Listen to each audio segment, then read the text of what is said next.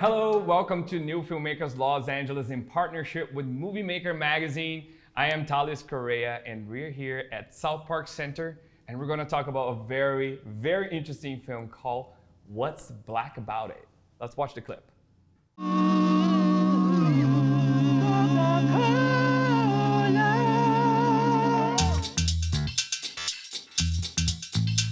What's black about it? What's black about it? Oh, God. Yeah. We are different as a result of having come to this country in a way that is totally different from any other people who came here. That means that we have different marketplace behavior that needs to be attended to. The whole reason for starting an advertising agency that focused on the black consumer market was that the idea that we could be different. We're here today with Denise, Pendleton, the director, producer, everything, the creator of the film.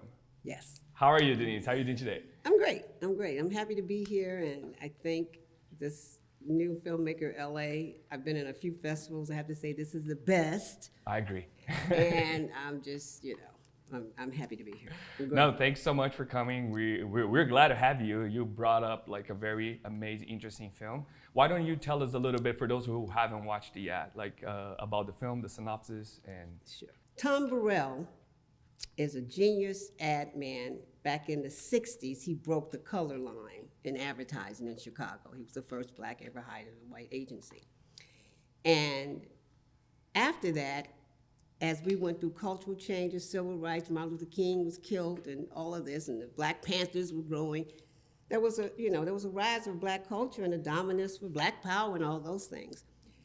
He wanted them to show black people in a lot of these national commercials, and that agency just wasn't doing it. Nobody was doing it. They were afraid they would chase away their white consumers. Mm-hmm. So Tom then, I'm gonna go start my own. That is what he did.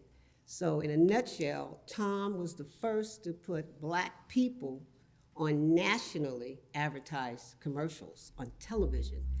That was unprecedented for us to be featured.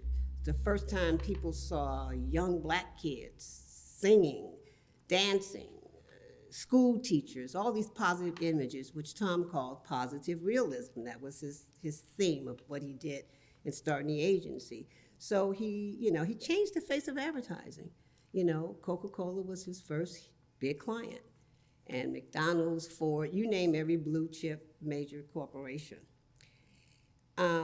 The reason I wanted to tell this story, I was sort of a part of that story. I was an intern there for a minute, then I went to work for Soul Train, then ended up in Motown.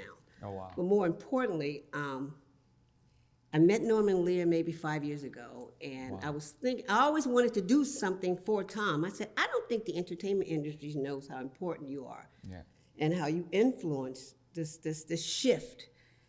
And Norman Lear said, yeah, he knew who he was, and he said, yes, the research and development that Tom Burrell and other small agencies also brought that showed black people buy a lot of Coca-Cola. We high index. Mm-hmm. We still are high, Coca-Cola. We buy all those products as much, if not equal to, the general market. Oh, yeah. Consumers. And that helped him to get good times to CBS. The media is about data. It's about numbers. So this was a big shift. It's like, oh my God, yeah, black people will do this. And so the ball started rolling. Soul Train was like one of the first nationally advertised shows, and you saw a lot of black products and black talent on that show, and it went on further. But we didn't just sort of march our way into being seen on film and television today in that sense. It was the work. Tom Burrell built the ladder that gave the data for this industry and how black people are coming into television, film, and different areas of media. Yeah, I want to pick up about the data information that you brought it up here, because it's very interesting. If anybody that is alive today is seeing the media, who's seeing like the struggle for representation, yes, right? Not just for black folks, but like Latino, like all the minority Absolutely. in the media in general, like in stories, like we want to see our face represented. And the black community has done an incredible job in the past few years, if you say, like I'm talking about entertainment, like Black Panther, all those amazing movements, like films, like, right? I'm calling it a movement, but it's basically a film. In order to see, you know, representation. But what is interesting about your film is because you see, is it around 70s when that started, right? Yes.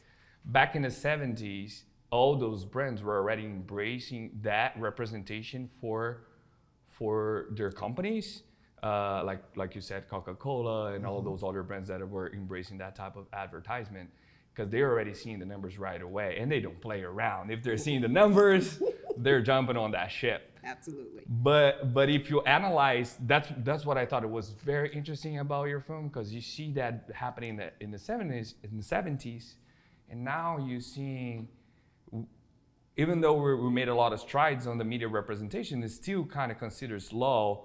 But in the 70s, the brand was on board, so it's nice to see that contrast. Like, what do you think about that? Okay, here's an interesting and important fact. Back in 1958, a gentleman at Ebony magazine put out a report, a factual report. It was called the $30 billion Negro. Wow. Now that's 58. 1958. 58. And he worked for Ebony, and I'm sure a large purpose for this was to get general market advertising to advertising such as Ebony magazine, which is geared toward African Americans and blacks. So that was it, you know. They had to see the viability. It wasn't just about, oh, it's the right thing to do. It's about bottom line. The numbers. You know, we are buying things, we are doing things, you need to pay attention. So that was in 58. So the whole movement and cultural movement, to me, in the 70s was, to me, one of the best times in black culture.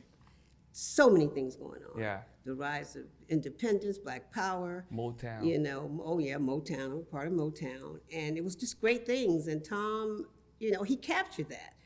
You know, it was very simple. Like you said, just want to show black people doing positive things. Because at that time, it was right after King, you know, was murdered. And every time you look in the news, it was like black people looting, shooting, killing, shooting, looting. You know, that just went on. And it got to a point where they were comfortable. But I'll say this. When Tom did the first big national commercial, which was Street Song for Coca-Cola, it was about a bunch of young black teenagers singing doo-wop on the stoops in New York. It rated higher amongst white consumers than blacks. Wow. And I get that, because if you see, this is something they've never seen. This is like, oh, wow.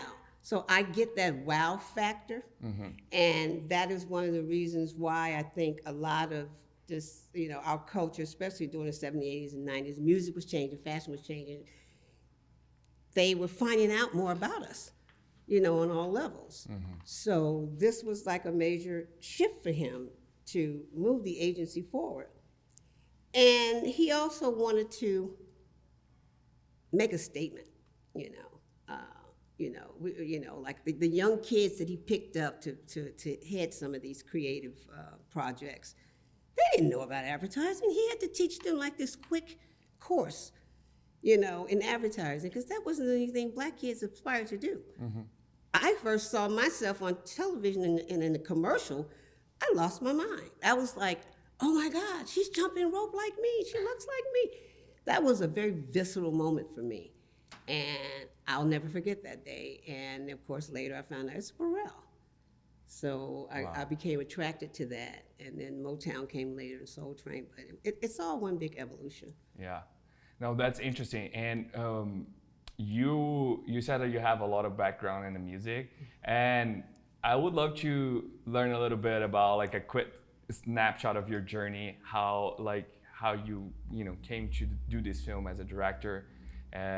Like considering your background in music and because I was in high school when I really got introduced to Burrell through my high school teacher, who was my counselor. She was a model. During high school? Yes, she was a model, and her best friend, which is I always call my big sister, they were both modeling. So when I said, oh, she said, I'm doing a shoot. I said, oh my God, I gotta go. So that was sort of the intro. So I would go down and be on the set and watch this magic. And I'm like, oh my God. But then like I said, I'm heavy DNA music. And then Soul Train was happening. I was actually dancing in some event doing, I don't know, I'm sure it's dancing. And I think Don Kinnears or somebody said, hey, you want to dance on Soul Train? I never thought about it. I was like, now this is local. Chicago was the start of Soul Train. Yeah. I said, oh, okay. You know, and I sort of danced on that. And then I'm a busy, inquisitive child. And because I've been around a lot of celebrities and that whole vibe, you know, he was like, well, why don't you work, you know? So I would start calling record companies or looking in the music charts and saying, hey, we should have this one on the show and this one on the show, you know, and sort of, you know, sort of booking them in that sense, you know, and making sure they got on. And then my best friend, my dear friend, Natalie Cole, who came into my life when I was like 15, she's passed away, rest in peace. But I had met her, and I was already into music, and I saw Jackson 5 and this lady, Suzanne DePass, in Motown. She wanted me to come, like, when you finish, why don't you come work with me, you know, in L.A., Capitol Records. I was like, I said, I don't know, I'll try Motown. I didn't know anybody over there. Yeah. But, well, I kind of knew a security guard for the Jackson, but that's a different story. I knew a security guard. Yeah, you know, this guy, you know, because I was dancing. I stopped dancing regularly on the show and put together a dance group. So we opened up for all these, the Shy Lights and all these, you know, groups of the 70s. We went around. We were the Chicago Soul Train, high school kids doing positive things. Yeah. And we got these great shows. And so I asked him, he asked somebody. When I went to Motown, they didn't have anything, but if I hang around, you know, another 6 months. And I did, and I met Suzanne DePass, and I said, I want to go work over there. They offered me something with Smokey Robinson. I really wasn't interested in that. You know, I wanted to do television, film, and music, and her department was doing all of that. And I figured I could get a really full scope of entertainment. We had management, television, movie, and touring. You know, the DeBarge, those were my babies. Those are the babies I was basically in charge of.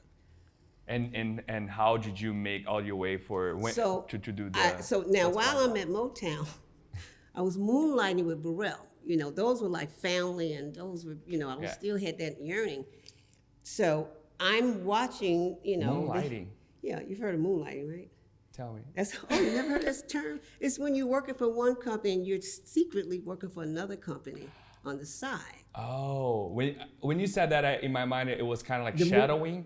No, you're shadowing. Well, moonlighting. You're kind of double dipping. So there we go. Of course, I'm from Brazil. My vocab is a little limited. That's okay. So I'm learning here with you. It's a term. It's probably not even used today, but you know, I was doing that. You were moonlighting. I love that. Yeah. So I'm watching. I've got friends at Capitol, friends at RCA, and we're watching the hits, you know, come up. And I remember when we first went to Tom, he was like, oh, I don't want to bother with, you know. He didn't want to really get into the whole artist and all that stuff. But then Coca-Cola was like, oh, no. Let's go. Coca-Cola was about music-themed advertising, and McDonald's was more about stories, movie making and that thing. So I would say, you know, hey, there's this new group coming out. We should look at it. You should whatever. You know, so I was sort of the eyes and ears in Hollywood for them. And that went on for years. And then I would fly in. Matter of fact, Stephen Graham, you guys may or may not know who he is, he got his first big shot in a Ford commercial. I saw him walking down the street. I'm like, who are you? He says, you know, I work here. He wasn't with Oprah at the time. And we said, come inside of here. You know, wants you to meet somebody. Next thing I know, the casting person said, where'd you find him? He's great, he's new. And she put him in the commercial. He's in the ad. But it was that kind of thing you could sort of do. Tom trusted me, and you know, and I always was marveled at that. He trusted me more than my bosses at Motown did. So it's part of your work, basically. Yes, like, I say I grew up. You grew up on that environment. Yes. Yeah, and that was your first film. How did you dip into filmmaking? Well, while I was at Motown, there was a point where a friend of mine was working on, I think it was called The Garbage Pail Kids, a couple of movies. And, you know, I was styling DeBarge, and she said, why don't you come work on this movie for me for whatever weekend? I hated it. I said, you know, all day. It takes you 6 months to make a film. Yeah. My first big show was Motown 25.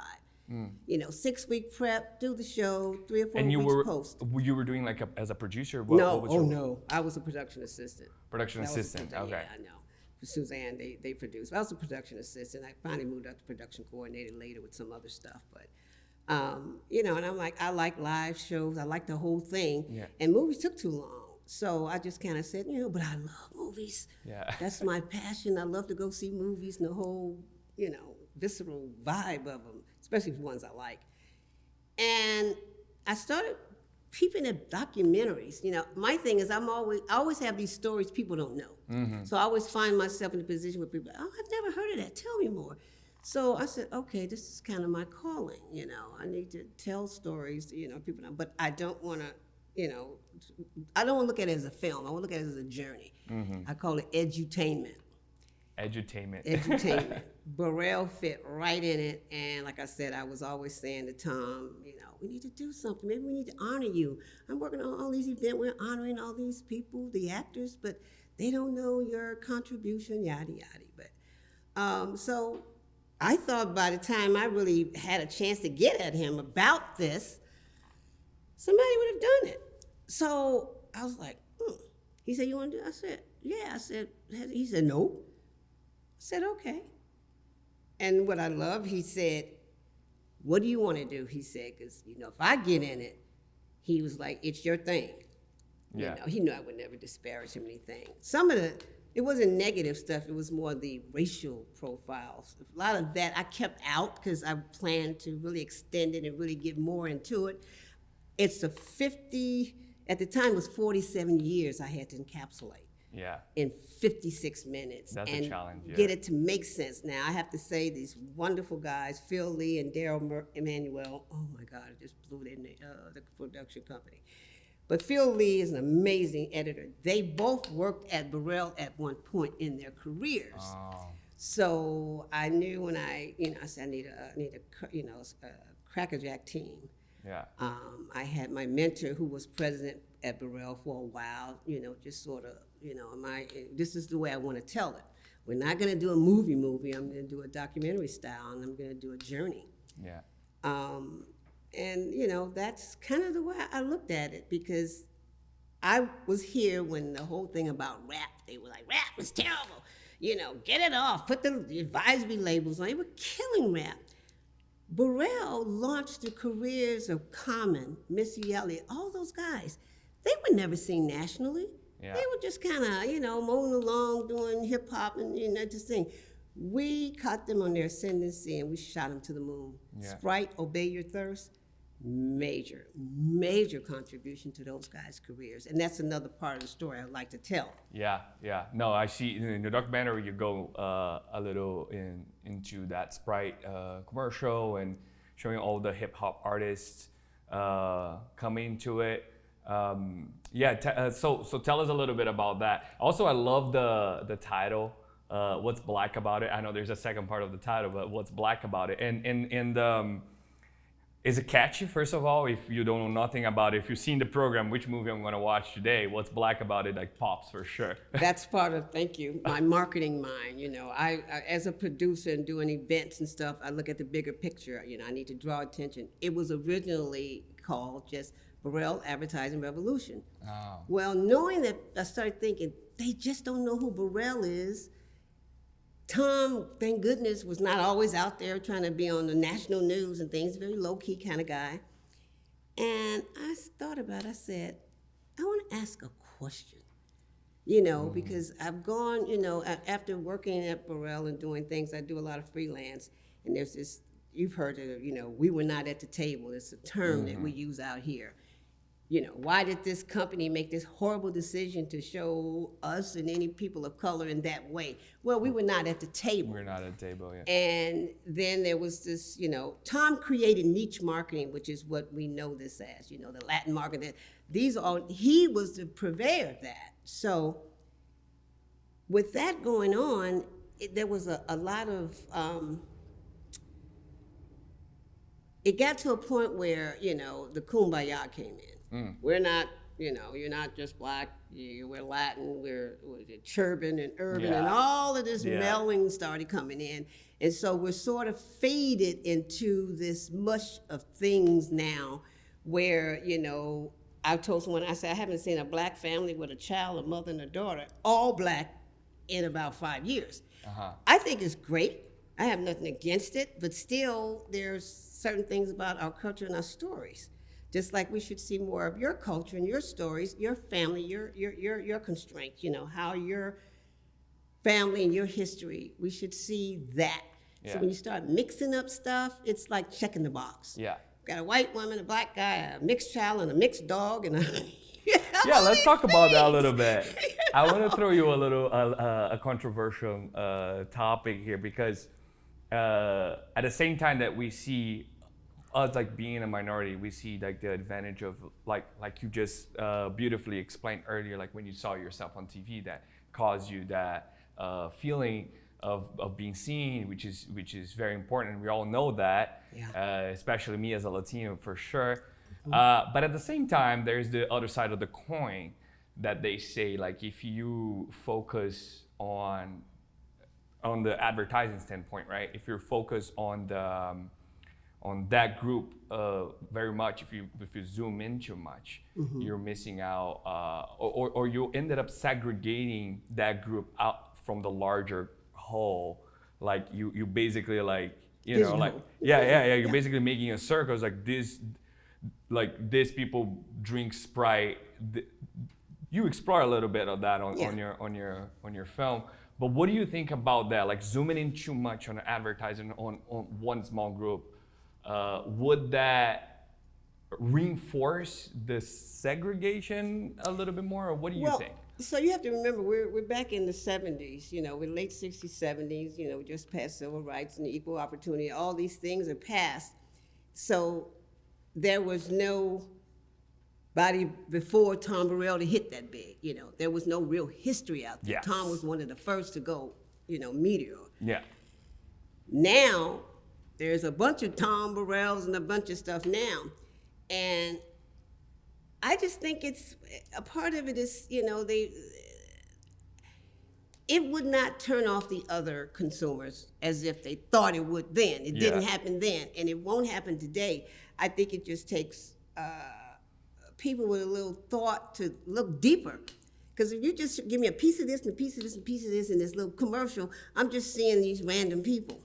But if I saw you speaking Spanish to your family or your whatever, then I get a clear vision of you and your culture and your family. They can't turn off people today. I don't think it would harm anything. I think it's just a matter of sometimes some of these. When they do McDonald's Spanish commercials, they're doing it for the Spanish station, whatever. But what's wrong with showing it on some of the other stations? Yeah. Because I see commercials now that show up on my cable. They're all Spanish. I say, oh, that's cool. Yeah. This is me, but see, I'm more, attuned to that kind of stuff. Yeah. I'm always like, oh, that's different. I've seen I saw a beautiful commercial for Instacart, of all people. A young black guy showing his young black daughter how to shave her leg. Oh, wow. It knocked me off my shoes. I was like, oh my God. It's that moment where, wow. Yeah. And they're talking about Instacart. Yeah. He didn't have to stop and, he already ordered this stuff, and it's just, I think it's brilliant. Yeah, no, they're getting really creative with that. Yeah. Yeah, so are you, Denise. Like, you're really creative about your film, the way you show, the way you put it together is beautiful. And it's so nice to be talking to you. I could spend the whole day here with like a lot of topics. I just want to say this though. Before you go. This film is more of a proof of concept for the series. I want to do a 4-part series. Nice. Because the kids, that focuses on these young kids and how they had to learn about having black pride. They were like, oh, they always see us as thugs. They're not going to, I think we look punkish. That whole thing about, we bend it down to the white guy. Why do we say and talk? This whole thing, because Tom didn't allow slang. So they went through a real transition in their pride. And he's trying to get them to, because they got this creative talent, I call it artivism, but he needs to get them to get, and they do it, and they got Clio Awards, which is equivalent to an Oscar. Yeah. So it's a bigger story that's fun, and I can play with music, fashion, dance, all of those things that was happening with Black people from the 70s to like the early 2000s. That's awesome. I get to play that, so And that's the thing I'm developing. How can we get in touch with you and follow your progress of somebody who wants to see when's that feature is going to be done or want to be part of it, contribute? Well, I have a website, what'sblackabouitmovie.com. Okay. You can reach out to me that way. Other than that, I'm preparing to go pitch. That's what I'm doing now. Nice. I've developed with a friend of mine the 4-part series. I wrote my vomit draft of the pilot series, and my friend said, "You didn't do bad." He made some little tweaks. I'm like, thank you. So, because I want to make sure they really understand it's his story, but it's my POV. Yeah. And how I thought about it. But yeah, it was, I didn't do it all alone. I had some, some ex-Burrellites come in and give me their opinion and things, but nobody really said, they let me go. If it was something really bad, they would have said something. They were like, yeah. I totally agree. Denise, thank you so much for stopping by. It was a pleasure talking to you today. Same here. Thank you so much. I'm Talis Correa, and we're signing out. Thank you.